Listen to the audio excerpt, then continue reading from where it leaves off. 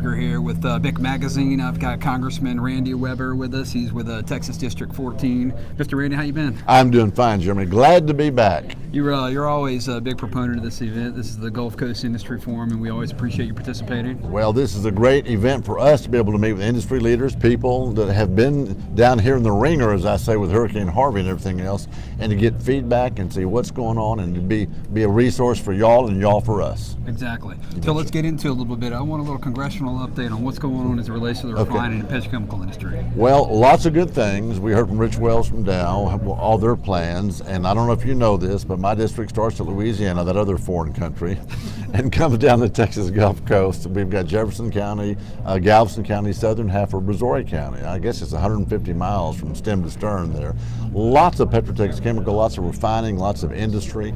So for us, we're seeing a boon with natural gas. There is so much development planned with all these chemical plants coming in with crackers, and they're increasing their capacity size, refining, and a whole bunch. It means jobs. It means ad valorem tax value, if you think about it, for the school district, for the cities, for the counties. It means stability on the Gulf Coast. It means energy security for America. So from our vantage point in Congress, we're looking at this and we're going, yes, yes, yes. So Randy, you mentioned Louisiana. You are competing with them in Texas here, right? 4 opportunities for expansions and projects. Talk about that. How does Texas compete for those projects? Well, we would argue, of course, the Gulf Coast, we want the Texas Gulf Coast to be the gateway to America, as I call it. I've got 5 ports I set out there, more than any other member of Congress. Some have 4, but I've got 5.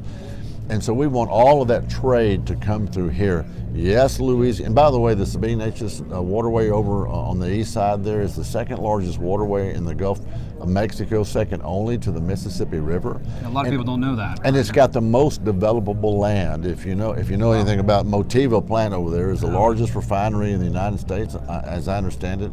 ExxonMobil is trying to do some upgrades. Everybody's trying to do upgrades, which we're good with. Like I said, we want more jobs and more expansion. Even over in Freeport, with the expansion going on in Freeport, it is Chevron Phillips at the Cedar Bio plant, not in my district, but all of the expansion along here is something we should be very, very proud of, focused on, pushing, and telling that story.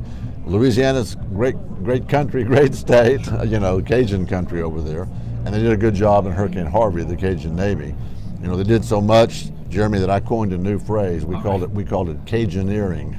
Engineering, I love it. They're up in Florence right now, South Carolina. Yeah, that's right. So, we think Texas is a better position. We are the pipeline capital of the world. If you go over to Mont Belvieu and you look at a pipeline map where everything goes out. So we think we're kind of in the catbird seat there. Now, that's going to depend on some of the economic package. We want the state involved, we want the local municipalities involved, county commissioners courts and so on, so that we can give those incentives and keep that progress going here. Gotcha. Well, Mr. Randy, we appreciate you so much for being here. Thank you for your time. No, you bet. No, thank you, Jeremy. Thank you. Appreciate Great to see you. you. Yes, thank you. Nice to see y'all.